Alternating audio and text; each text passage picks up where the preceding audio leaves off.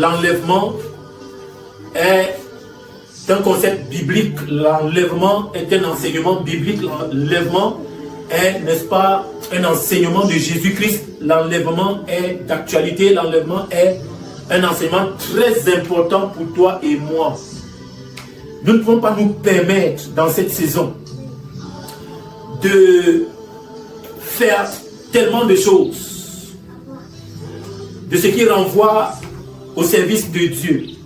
Nous ne pouvons pas nous permettre de nous engager dans beaucoup de choses, de ce qui renvoie au service de Dieu, et ne pas faire attention, n'est-ce pas, au retour du Seigneur, et ne pas faire attention à cet enseignement qui porte sur le retour du Seigneur.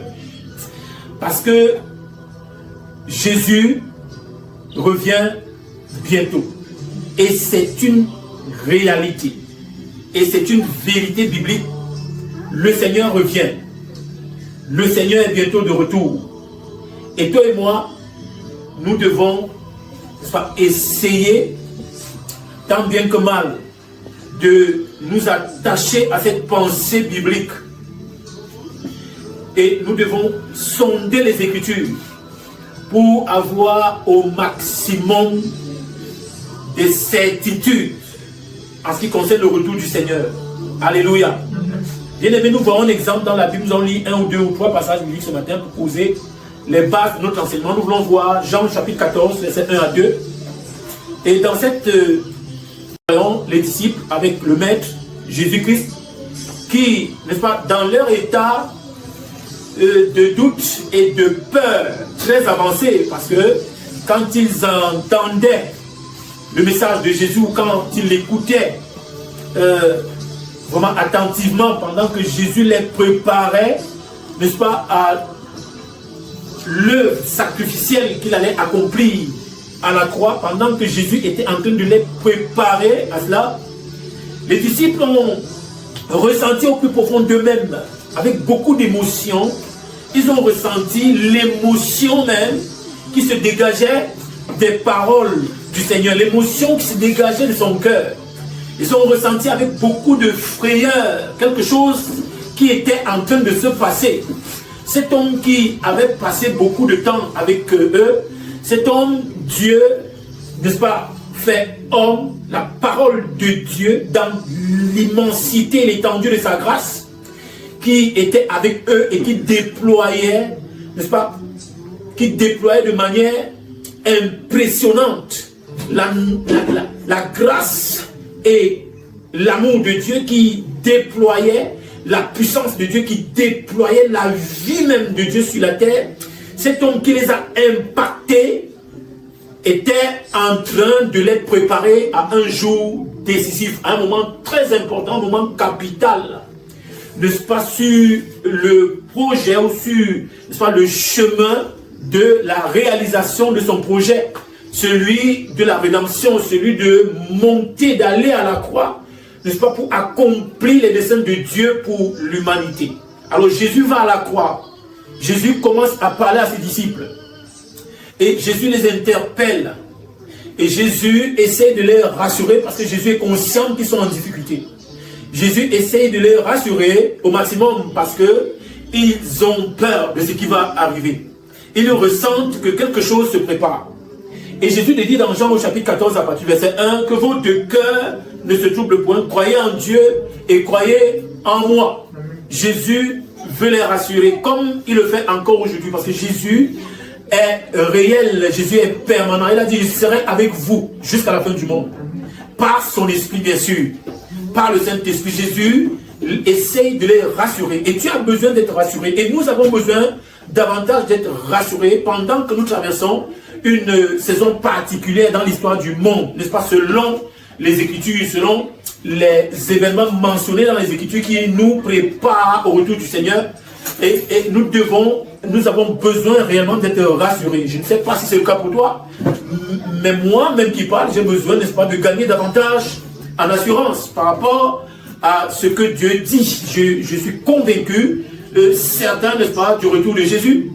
Mais, bien aimé, la réalité, c'est que parfois, il y a des troubles, parfois il y a des difficultés, parfois il y a des choses qui semblent venir nous bousculer, attirer notre attention, n'est-ce pas, sur les mouvements de l'ennemi pour nous paralyser dans notre marche avec Dieu. Mais gloire à Dieu, parce que Jésus nous rassure, comme il a rassuré les disciples, et il dit que votre cœur ne se trouble pas. Bien aimé, que ton cœur ne se trouble pas. Quel que soit ce que tu peux vivre aujourd'hui dans ton parcours avec Dieu, pendant que les disciples étaient avec Dieu, ils étaient avec Jésus, pendant qu'ils étaient avec lui qui est leur solution, pendant qu'ils étaient avec Jésus-Christ qui est le rocher de leur salut, pendant qu'ils étaient avec Jésus qui est, n'est-ce pas, le chemin, la vérité, la vie, pendant qu'ils étaient avec Jésus qui est la source même de leur existence, de leur vie, écoute, ils étaient troublés. Et Jésus a compris. Et il leur dit que votre cœur ne se trouble point. Et moi, je viens te dire ce matin, quelle que soit la série d'événements que tu expérimentes, des événements négatifs qui peuvent prêter à confusion dans ta vie, sois calme au nom de Jésus. Que ton cœur ne se trouble pas. Que ton cœur soit au calme. Jésus dit que votre cœur ne se trouble point. Croyez en Dieu et croyez en moi. Bien-aimé, détourne tes regards. Détourne tes regards de tous les tripatouillages, toutes les manipulations du diable.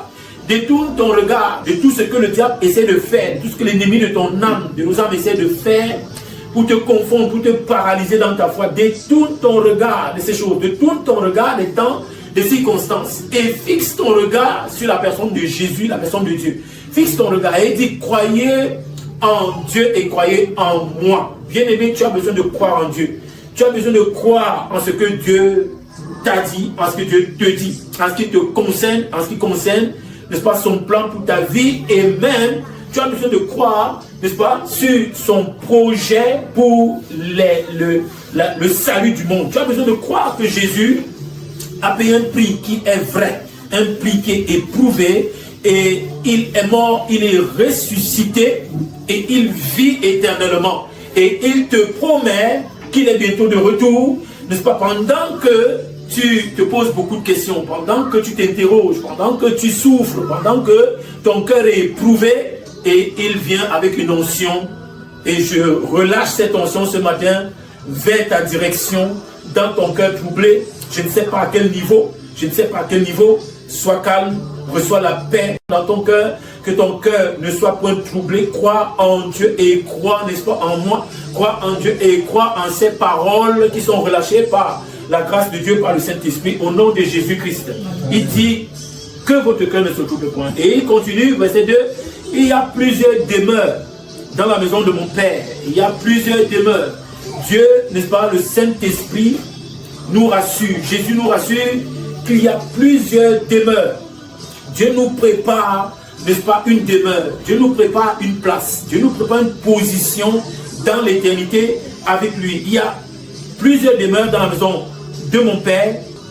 Il dit, je vais vous préparer une place. Et lorsque je m'en serai allé et que je vous aurai préparé une place, je reviendrai et je vous prendrai avec moi, afin que là où je suis, vous y soyez aussi. Waouh! Nous commençons à voir ici avec, n'est-ce pas, beaucoup d'évidence que la parole de Dieu est vraie. Jésus ne nous trompe pas. Jésus ne te trompe pas. Jésus n'est pas un menteur. La Bible dit, il n'est pas un menteur, ni le fils d'un homme pour se repentir de ce qu'il dit. Si tu as cru en Jésus, quelles que soient tes étapes, quelles que soient les circonstances, tu peux garder confiance. Tu peux avoir l'assurance que ton cœur ne soit pas troublé par rapport aux circonstances, par rapport aux événements qui se déroulent dans le monde. Que ton cœur ne soit pas troublé en ce qui concerne le salut de ton âme. Que ton cœur ne soit pas troublé en ce qui concerne, n'est-ce pas, ta vie dans l'éternité. Parce que les gens vivent et ils manquent d'assurance. Les gens vivent sur la terre, dans ce monde, ils manquent d'assurance. Ils ne savent pas ce qui adviendra. Ils ne savent pas ce qui viendra après leur mort. Ils n'ont aucune assurance. L'assurance que tu dois avoir se trouve dans la parole de Dieu. Ton assurance doit être fondée sur l'œuvre de Jésus-Christ. Ton assurance doit être fondée sur la parole, sur le message de Jésus. Et Jésus vient avec un message par son nom, par son serviteur ce matin, te dit que par rapport à ta vie après cette vie sur la terre, ou encore par rapport à ton état après cette vie sur la terre, par rapport, n'est-ce pas, à ta position avec Dieu après ton passage sur la terre, tu as besoin d'espérance, tu as surtout besoin d'assurance. Je viens de te dire, garde l'assurance dans la personne de Christ Jésus. Garde l'assurance. Si tu n'es pas encore né de nouveau, bien-aimé, quand tu mourras, tu seras confronté de l'autre côté, n'est-ce pas, à des situations dont tu ne pourras plus, n'est-ce pas, remettre en question, tu ne pourras plus revoir, tu ne pourras plus corriger. Bien-aimé, tu ne pourras plus rentrer en arrière. Quand tu mourras, tu seras confronté à beaucoup de choses. Et nous voulons voir cela progressivement au fur et à mesure que nous allons, n'est-ce pas, évoluer dans cet enseignement. Mais ton salut, l'assurance de ton salut, n'est-ce pas, elle est actuelle. Elle doit être assise en toi. Elle doit trouver, n'est-ce pas, un cœur, n'est-ce pas, qui est disposé à croire ce que Dieu dit, à croire ce que Dieu a accompli pour toi. Alors ton assurance doit reposer sur la parole de Jésus-Christ. Il dit que ton cœur ne se trouble pas. Il dit, il y a plusieurs demeures dans la maison de son Père.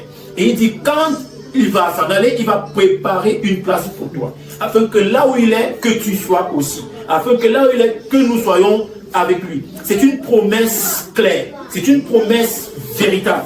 La Bible dit, je reviendrai et je vous prendrai avec moi. C'est ce que la Bible dit. Et pour vivre ce que Dieu veut, pour vivre une expérience fiable avec Dieu, tu dois d'abord croire ce que la Bible dit. Tu dois d'abord intégrer ce que la Bible dit. Qu'est-ce que la Bible te dit? Qu'est-ce que la parole de Dieu qui est contenue, n'est-ce pas, dans la Bible, qu'est-ce qu'elle te dit? Est-ce que tu as foi dans ce que Dieu te dit? Alléluia. Il dit, il va te préparer une place et il reviendra. Je te promets que Jésus reviendra. Le retour de Jésus est réel. Le retour de Jésus est vrai. Jésus reviendra. Mon souhait pour toi, c'est que tu ne vives pas comme un animal. Que tu ne vives pas dans l'ignorance, n'est-ce pas, de ces réalités. Que tu ne vives pas, n'est-ce pas, loin de ces vérités. Que ton cœur soit visité par Dieu. Et que tu aies une relation fiable, véritable avec Jésus-Christ. Et de l'assurance en ce qui concerne ta position après ta mort, après ton départ de ton parcours sur cette terre. Il faut que tu aies de l'assurance. Jésus dit, je reviendrai. Je reviendrai. Nous voulons parler du retour de Jésus. Nous voulons parler du premier retour de Jésus. Et nous parlerons même du second retour de Jésus-Christ. Le premier retour pour enlever son église. L'enlèvement est une réalité. Il dit, je reviendrai et je vous prendrai avec moi, afin que là où je suis, vous y soyez aussi. Aie de l'assurance, bien-aimé. Aie de l'assurance. Alléluia. Sur le mont des Oliviers, le Seigneur, n'est-ce pas, peut communiquer aux disciples des certitudes sur les prochaines étapes ou sur la suite, n'est-ce pas, des événements. Jésus conduit ses disciples quelque part pour leur parler. Jésus conduit ses disciples loin de la foule pour leur communiquer des certitudes, pour les rassurer. Alléluia. Aujourd'hui, beaucoup de gens vivent comme ça dans la foule, dans la mêlée. Ils écoutent tout, ils entendent de tout, toutes sortes de doctrines, toutes sortes de philosophies, toutes sortes de courants de pensée. Et jusque-là, ils n'ont pas d'assurance pour leur avenir. Ils n'ont pas d'assurance, n'est-ce pas, pour leur éternité. Mais le seul qui peut le faire, c'est Jésus qui te conduit sur sa montagne. C'est Jésus qui te conduit dans l'isoloir. C'est Jésus qui te conduit, n'est-ce pas, pour te parler. Il dit quoi? Dans Matthieu chapitre 26, verset 30 par exemple. Jésus conduit toujours ses disciples quelque part. Quand il veut aller personnellement, Jésus veut leur communiquer des choses, des informations pour bâtir en eux une certaine assurance, pour bâtir en eux une certaine confiance, pour les préparer. Alléluia.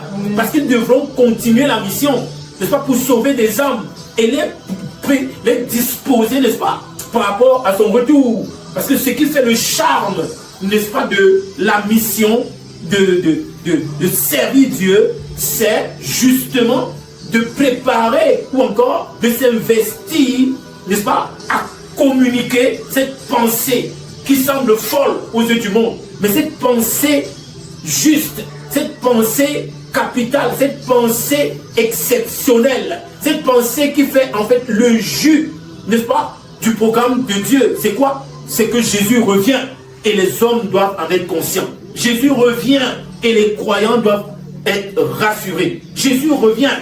Jésus revient. Jésus est ta consolation. Jésus est ta consolation.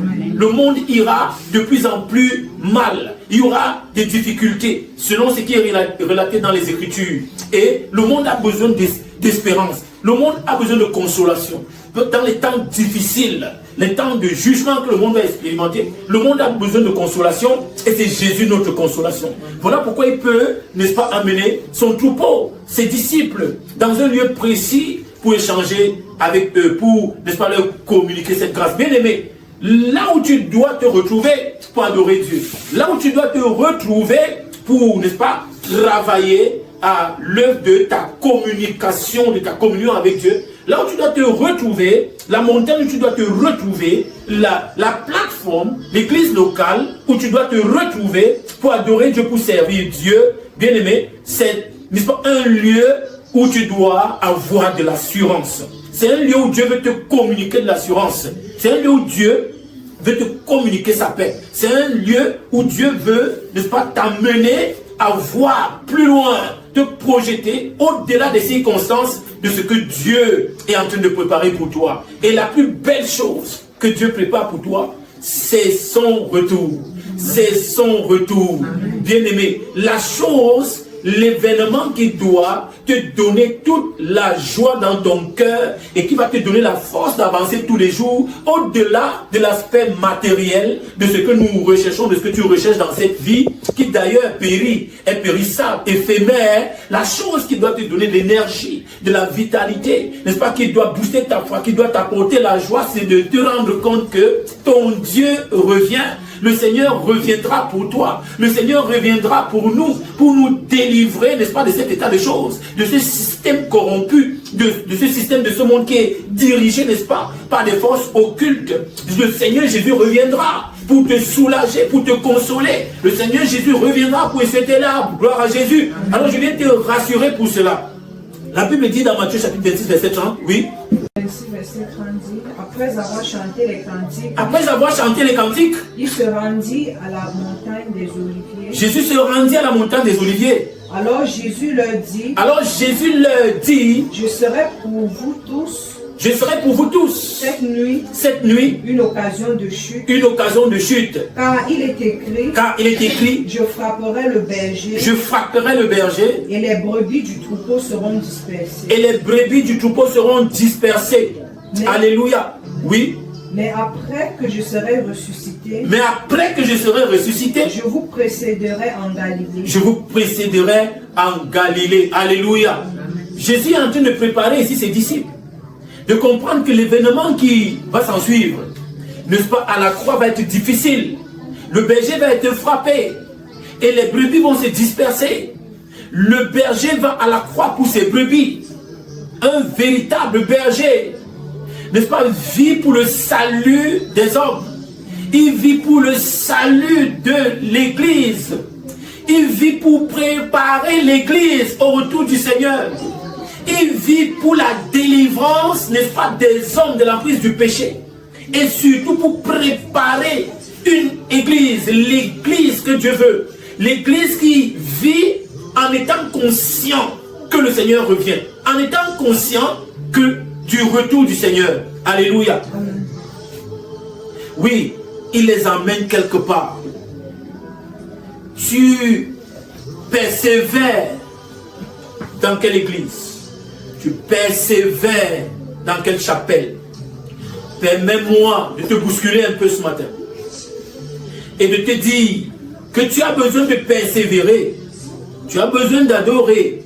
Tu as besoin de te tenir sur une montagne où la priorité, ce qui t'est communiqué comme grâce, la priorité dans le message du Seigneur est, n'est-ce pas, le projet de son retour, de la prise de conscience de son retour, de vivre par rapport à cela. Écoute, là où tu es, tu as besoin de vivre permanemment dans cet état d'esprit et dans cette connaissance de ce que tu vis pour un but. Tu vis pour un but. Et tout ce que tu es amené à accomplir, tout ce que tu es appelé à accomplir, cela doit venir répondre, n'est-ce pas, à cet objectif, la cible dans ton cœur. C'est de te préparer. C'est de te préparer et de participer aussi à préparer un cœur, à préparer une âme, à recevoir le Seigneur Jésus-Christ, à accepter son retour, à vivre pour cela. Bien-aimé, tu dois vivre pour cela. Tu dois vivre pour le retour de Jésus. Tu dois vivre pour le retour de Jésus. Vivre pour le retour de Jésus, c'est vivre pour Dieu. Vivre pour le retour de Jésus, c'est vivre pour la gloire de Dieu. Vivre pour le retour de Jésus, c'est la preuve que tu es conscient des enjeux. Vivre pour le retour de Jésus, c'est le signe que tu sais là où tu vas. Vivre pour le retour de Jésus, c'est le signe que la gloire de Dieu se trouve dans ta rencontre avec Jésus. Se trouve dans cette union, n'est-ce pas, qui va être révélée lors de son retour. C'est la meilleure chose qui est réservée pour toi et moi. La plus belle chose qui est réservée pour toi et moi, au-delà de tout ce dont tu peux espérer dans cette vie, au-delà de tout ce dont tu peux désirer, le plus beau cadeau que Jésus a pour toi, c'est qu'il est parti et il revient pour toi. C'est qu'il est parti et il est avec toi. C'est qu'il est parti et qu'il revient te chercher. L'enlèvement, c'est un enseignement, c'est une certitude. C'est un enseignement qui, n'est-ce pas, nous amène, qui nous conduit à des certitudes. Voilà pourquoi nous avons l'enlèvement, un rendez-vous certain. Alléluia. Alléluia. Amen. Alors je voulais rapidement, n'est-ce pas, t'amener à discerner très rapidement de quoi il est question par rapport à son retour. Parce que Dieu ne veut pas que tu sois dans l'ignorance. Alors il y a ici deux choses que tu dois savoir. C'est que par rapport à son retour, n'est-ce pas, tu dois savoir par rapport à son retour, quelles sont les dispositions que tu dois avoir. La première chose, c'est d'être conscient qu'il vient. La première chose, c'est d'être très conscient que Dieu vient. Et Dieu viendra à un moment donné. Est-ce que tu es conscient du jour du Seigneur? La Bible parle de deux types de jours. Parce que la Bible dit, le jour du Seigneur est proche. Nous pouvons voir cela. 1 Thessaloniciens, chapitre 5, verset 1 à 2. Bien-aimé, Dieu a fixé un jour. Et tu dois vivre par rapport à cela. Tu dois vivre, ton cœur doit battre par rapport à ce jour. Mais simplement, ce que je vais commencer à te faire comprendre ce matin, c'est que dans le retour du Seigneur, il y aura comme un effet surprise. Et il y a un jour qui est le jour du Seigneur. Un jour que Dieu prépare pour cette rencontre. Et ce jour sera, n'est-ce pas, sur la forme d'une surprise. Mais c'est un jour où tu devras être prêt. Parce que tu dois être conscient de ce jour. Tu dois être conscient du jour du Seigneur. Conscient que Jésus revient un jour. Et il a programmé pour cela un jour de rencontre avec toi. Est-ce que tu es conscient de ce jour? Est-ce que tu te prépares par rapport à ce jour? L'enlèvement est réel. Est-ce que tu te prépares par rapport à ce jour? Parce qu'il y a un jour fixé par lui. 1 Thessaloniciens chapitre 5, verset 1 à 2 nous dit. Oui. 1 Thessaloniciens 5, verset 1 à 2 dit, pour ce qui est des temps et des moments. Pour ce qui est des temps et des moments. Vous n'avez pas besoin, frère, qu'on vous écrive. Vous n'avez pas besoin qu'on vous écrive. Car vous savez bien vous-même que le jour du Seigneur viendra comme un voleur dans la nuit. Car vous savez vous-même, est-ce que vous le savez? Est-ce que tu le sais? C'est quelque chose que tu dois savoir. Écoute, l'apôtre dit ici qu'en ce qui concerne le jour de son retour, il dit, vous n'avez pas besoin qu'on vous en écrive.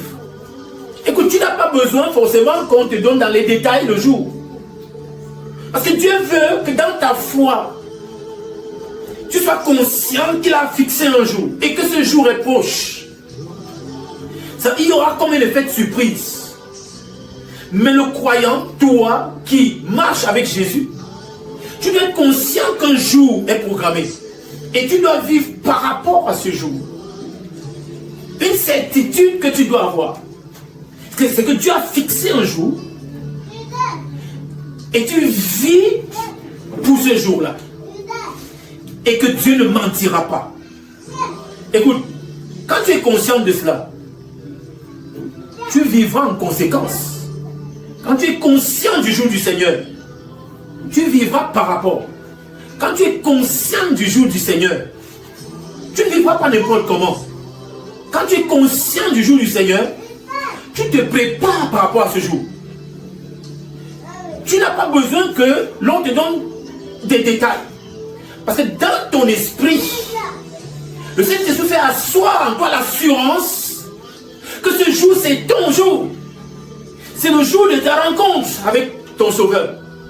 C'est le jour, n'est-ce pas, d'une rencontre spéciale avec ton Sauveur. Tu vis avec la conviction de ce jour en toi. Tu n'as pas besoin qu'on t'écrive quelque chose à propos. Alléluia. Et Paul te dit, vous savez vous-même. Vous savez vous-même. Est-ce que tu le sais? Reprends la lecture, s'il te plaît. Vous savez vous-même. Alléluia. Amen. Il dit, oui. Il dit qu'il est des temps et des pour moments. ce qui est des temps et des moments, vous n'avez pas besoin, frère, qu'on vous en écrive. Vous n'avez pas besoin, frère, qu'on vous en écrive. Car vous savez bien vous-même. Car vous savez bien vous-même que le jour du Seigneur viendra comme un voleur dans la nuit. Que le jour du Seigneur viendra comme un voleur dans la nuit. Le jour du Seigneur viendra comme un voleur dans la nuit. Alléluia. La Bible nous dit que si le voleur, ou encore, n'est-ce pas, le propriétaire d'une maison savait à quelle heure le voleur viendrait, écoute, il serait à l'écoute, il serait en état d'éveil. Pourquoi? Parce qu'il connaît l'heure, n'est-ce pas, du jour de l'agresseur, du voleur. Mais, bien aimé, vis dans cet état d'esprit. Nous devons vivre dans cet état d'esprit. De la conscience que le jour du Seigneur viendra comme une surprise. Le jour où le Seigneur va se révéler sera comme une surprise. Mais pour toi qui connais Dieu, pour toi qui as le Saint-Esprit, ce ne sera pas réellement une surprise parce qu'en réalité, tu seras dans un état de veille. Parce que tu es disposé, tu es préparé, tu le sais que le Seigneur vient. Alors chaque jour, tu vis avec la pensée de ce que le Seigneur à tout moment peut arriver. Alléluia. C'est cette pensée que tu dois avoir. À tout moment, le Seigneur peut arriver. Bien-aimé, vivons comme si le Seigneur peut arriver à tout moment. Bien-aimé, tu as besoin de vivre comme si le Seigneur était là, à la porte, même s'il n'est pas encore là. Pourquoi? Parce que dans ton esprit, tu as cette assurance qu'il arrive. Tu ne dois pas être surpris. Je déclare que tu ne seras pas surpris. Je déclare que si ta foi est fondée sur les Écritures, et non sur les discours persuasifs de la sagesse humaine ou sur les raisonnements des philosophies, si ta foi repose, est fondée sur la parole de Dieu, tu auras de l'assurance et surtout des certitudes en ce qui concerne son retour, en ce qui concerne le temps. Pourquoi? Parce que cela repose en toi, en fait. Alléluia. Amen. Il dit, vous savez vous-même que son jour viendra comme un voleur dans la nuit. Comme un voleur dans la nuit. Son jour viendra justement quand les temps seront, oui, extrêmement difficiles. Dans un état d'obscurité. Et Jésus viendra. Alors, quelles que soient les circonstances, sache que Jésus est à la porte. Quelles que soient les situations, même dans les domaines de ta vie, bien-aimé, même sur le plan temporel, en ce qui concerne les différentes dimensions des domaines de ta vie, Sois conscient de la visitation de Dieu. Sois conscient et des certitudes de ce qui relève de la visitation de Dieu. Sois conscient. Parce que Dieu te visitera certainement. Dieu te visitera parce que Dieu est fidèle.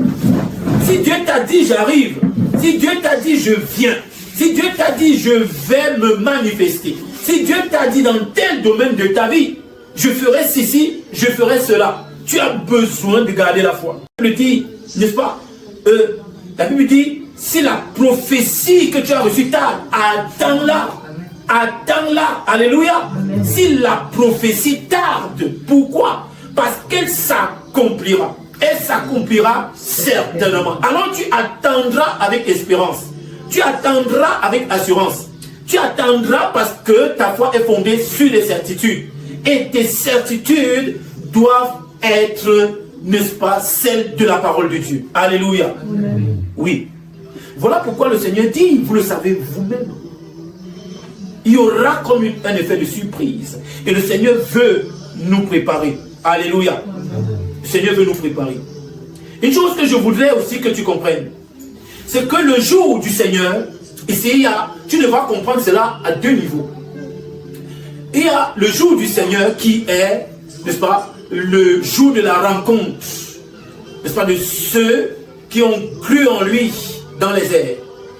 Et il y a un autre jour qui est le jour, n'est-ce pas, où il revient pour juger les nations, pour juger les méchants.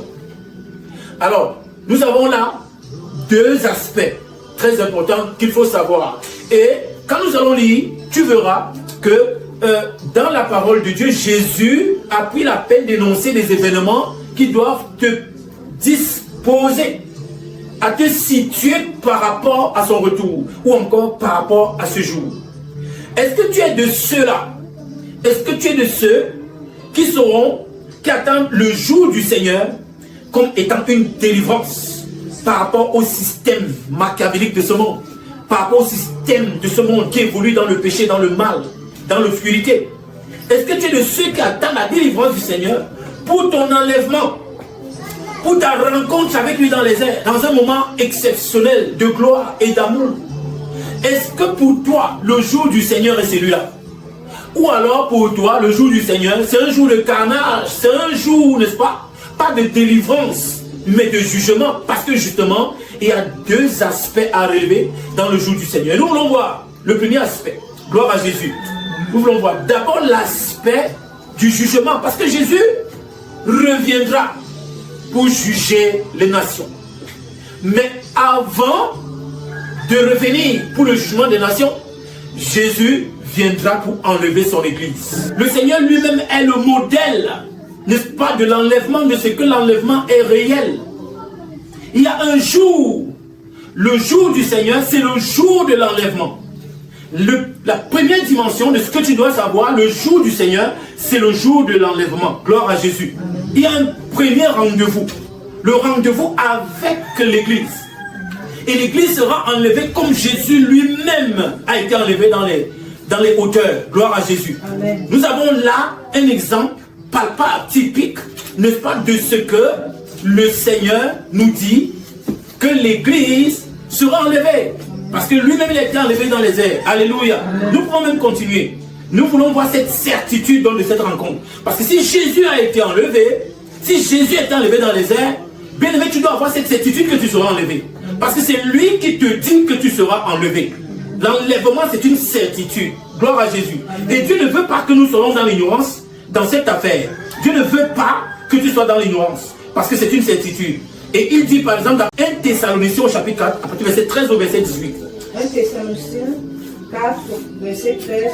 Verset 13 à 18. Oui. Nous ne voulons pas, frère, que vous soyez dans l'ignorance. Que vous soyez dans l'ignorance. Au sujet de ceux qui dorment. Écoute, Jésus, tu as lu dans les Écritures, il a été enlevé dans les airs. Gloire à Jésus. Ça veut dire que c'est certain. C'est un événement authentique qui va se dérouler avec toi. Alléluia. Amen. Et il dit, nous ne voulons pas que vous soyez dans l'ignorance. Comme ceux qui sont dans l'ignorance. Toi, tu ne dois pas être dans l'ignorance. Voilà pourquoi ta marche dans la foi, ta vie dans la foi doit être une vie de certitude. Tu dois avoir des certitudes. Gloire à Jésus. Et dit, nous ne voulons pas que vous soyez dans l'ignorance, oui. Au sujet de ceux qui dorment. Au sujet même de ceux qui sont déjà morts. Que vous ne soyez pas dans l'ignorance au sujet de ceux qui vous ont dévancé. Ne soyons pas dans l'ignorance, oui. Afin que vous ne vous affligiez pas comme les autres qui n'ont point d'espérance. Afin que vous ne vous affligiez pas comme les autres qui n'ont point d'espérance. Afin que tu ne demeures pas, n'est-ce pas, dans la frustration, dans l'amertume ou dans, n'est-ce pas, la confusion. Au sujet de ceux qui, n'est-ce pas, nous ont dévancés, au sujet de notre espérance, au sujet de ton espérance, tu n'as pas besoin d'être dans la confusion. Tu n'as pas besoin de te troubler, tu n'as pas besoin de t'affliger. Bien-aimé, même si tu expérimentes des difficultés dans cette vie, dans cette saison, il y a quelque chose de meilleur pour toi que Dieu a préparé. Il y a quelque chose de meilleur que Dieu prépare pour toi qui est au-delà de tes attentes en ce qui concerne le monde naturel. Quelque chose d'autre qui est au-delà qui est préparé pour toi. N'est-ce pas, de tout ce que tu désires et qui renvoie aux choses périssables. Il y a quelque chose de meilleur. Ceux qui nous ont dévancés, bien aimés, ceux qui t'ont dévancé, ils ont avancé. Et toi, tu suivras. Moi, je vais suivre aussi. Bien aimé, nous allons mourir. Mais tu vas mourir dans quel état? Tu vas mourir dans quel contexte? Et Paul vient reconforter l'Église. Paul vient te reconforter pour te faire comprendre que tu ne dois pas être dans l'ignorance. Celui qui est dans l'ignorance, il navigue à vue, il est dans l'obscurité. Celui qui est dans l'ignorance ne sait où il va. Il n'a pas d'espérance en ce qui concerne sa vie après cette vie. Il dit, ne soyez pas dans le trouble. Voilà pourquoi quand un chrétien, quand un croyant véritable décède, écoute, nous pouvons être troublés un tout petit peu. Nous pouvons être bousculés parce que nous perdons sur le plan naturel, nous perdons quelqu'un. Mais nous avons surtout, n'est-ce pas, la joie de Dieu qui va très vite reprendre le dessus. Pourquoi? Parce que nous avons cette chose que celui du monde n'a pas. Tu as cette chose que le religieux n'a pas. Parce que le religieux essaie de se débrouiller. Il essaie de se démarquer par lui-même. Il se débrouille par ses actions, par ses œuvres à préparer, si cela était possible, n'est-ce pas, une place aussi dans l'éternité avec Dieu. Mais ce que le religieux ne comprend pas, c'est que la religion ne sauve pas et ne trouve pas la porte de l'éternité avec Dieu. Gloire à Jésus. La seule personne qui le fait, non, loin de la religion, loin de la dénomination quelconque ou d'une congrégation religieuse, loin d'une dénomination, loin d'une appartenance, n'est-ce pas, un système dénominationnel, c'est ta foi dans la personne de Jésus. C'est ta relation personnelle avec Jésus. C'est, n'est-ce pas, ta foi qui est éprouvée par ta nouvelle naissance et ton parcours avec Jésus-Christ. C'est cela qui te qualifie pour l'enlèvement et pour avoir une place dans l'éternité avec Dieu, au nom de Jésus-Christ. Bien-aimé, intègre cela. Tu as besoin d'avoir cette assurance. Alléluia. Oui. Verset 14. Oui. Car si nous croyons que Jésus est mort. Car si nous croyons que Jésus est mort. Et qu'il est ressuscité. Et qu'il est ressuscité. Croyons aussi que Dieu ramènera par Jésus et avec lui ceux qui sont morts. Puisque la parole te dit que Jésus est ressuscité. Et Jésus a été enlevé dans les hauteurs. Gloire à Jésus. Il dit, mais croyons aussi cela. Croyons que Jésus, justement avec nous, nous ressuscite aussi et va nous enlever avec lui. Alléluia. Oui. Voici en effet ce que nous vous déclarons d'après la parole du Seigneur. Voici en effet ce que nous vous déclarons d'après la parole du Seigneur. Nous les vivants. Nous les vivants. Restez pour l'avènement du Seigneur. Restez pour l'avènement du Seigneur. Nous ne dévancerons pas ceux qui sont morts. Nous ne dévancerons pas ceux qui sont morts. Pourquoi? Parce que tout est planifié. Le ciel a tout planifié. Alléluia. Car le Seigneur lui-même. Car le Seigneur lui-même. En un signal donné. En un signal donné. À la voix d'un archange. À la voix d'un archange. Et au son de la trompette de Dieu. Au son de la trompette de Dieu. Descendra du ciel. Il descendra du ciel. Et les morts en Christ ressusciteront premièrement. Et les morts en Christ ressusciteront premièrement. Alléluia. Bien-aimé dans ta famille, si quelqu'un a cru en Jésus-Christ véritablement, réellement, bien-aimé, écoute bien, il a ce privilège. C'est un privilège extraordinaire. Bien-aimé, au retour de Jésus, il sera enlevé. La Bible dit, il va se réveiller de son sommeil. Ils ressusciteront premièrement. Alléluia. Amen. Oui. Verset 17. Oui. Ensuite, nous les vivants, qui seront restés, nous serons tous ensemble enlevés avec eux sur des nuées. En une fraction de seconde, bien-aimé. À la rencontre du Seigneur. Dans les airs. Et ainsi nous serons toujours avec le Seigneur. Bien-aimé, je ne sais pas, peut-être c'est ta maman. Peut-être quelqu'un dans ta famille a cru réellement. Je ne parle pas des fausses croyances. Je ne parle pas de la religiosité. Je ne parle pas des croyants. Des gens qui parfois remplissent des églises comme ça, des plateformes. Non. Et qui en réalité ne sont pas transformés dans leur cœur. Je ne parle pas de ça. Je ne parle pas des gens qui continuent de vivre et de demeurer dans le péché. Je ne parle pas de ça. Je ne parle pas des gens qui n'ont pas encore connu le Seigneur, qui n'ont pas connu la libération au niveau de leur esprit, la régénération. Et qui ne sont pas transformés dans leur âme de la manière de Dieu. Je ne parle pas de ça. Je parle de ces hommes qui se sont attachés à Jésus, de ces hommes, de ces femmes qui se sont attachés à Jésus-Christ et ont payé le prix dans leur foi de marcher jusqu'à la mort avec Jésus, de tenir bon jusqu'à la mort avec Jésus, de continuer comme ils ont commencé, en dépendant du Saint-Esprit, en travaillant, n'est-ce pas, avec la puissance du Saint-Esprit. Se contenir en travaillant avec la puissance de la collaboration du Saint-Esprit, n'est-ce pas, pour arriver jusqu'au bout de leur course, afin d'aller dans leur sommeil et d'attendre le retour du Seigneur Jésus-Christ. La Bible dit, cette personne dans ta famille, et toi et moi, nous nous retrouverons dans les airs. En un instant, un signal donné au son de la trompette. Gloire à Jésus, le Seigneur lui-même donnera le signal. Bien-aimé, tu dois avoir ces certitudes et tu ne dois pas douter. Bien-aimé, tu n'as pas besoin qu'on t'en écrive ou qu'on te donne les détails, parce que tu dois avoir l'assurance par la foi dans ton cœur, la certitude qui revient et la joie que tu seras à ce rendez-vous. Alléluia. La Bible dit, en un instant, nous serons dans les airs et nous serons avec lui. Quelle joie d'avoir marché avec Jésus, d'avoir fonctionné avec Jésus par une véritable foi, une véritable conversion, et d'avoir subi parfois des frustrations, d'avoir souffert dans ce monde, d'être passé par tellement d'épreuves. Gloire à Jésus. Toi qui écoutes le son de ma voix ce matin, Dieu te parle.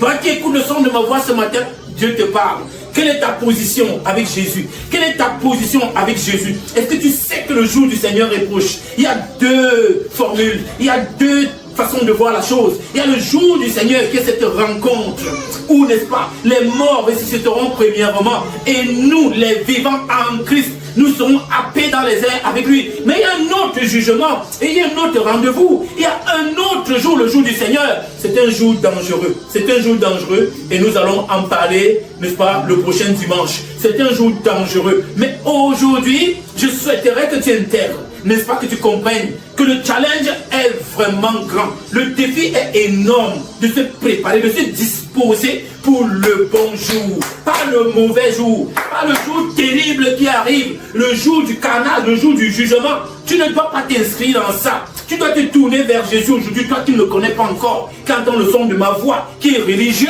quel que soit ton rang social, quel que soit ton niveau d'études, quelle que soit la dimension de tes avoirs. Fais très attention, bien-aimé. C'est ton jour aujourd'hui, hein? C'est ton jour de visitation. Fais attention, tourne-toi vers Jésus. Tourne-toi vers Jésus-Christ et prépare-toi pour le jour, le grand jour, le jour de la rencontre. Le jour est proche, il y a un jour fixé par Dieu. Il dit, tu n'as pas besoin qu'on t'écrive. Ah, toi qui as cru en Jésus, tu n'as pas besoin d'avoir tous ces détails. Parce qu'en réalité, le Saint-Esprit qui est en toi t'apporte l'assurance totale de ce merveilleux jour. Il t'apporte la joie dans la préparation de ce merveilleux jour. Gloire à Jésus-Christ. C'est le moment.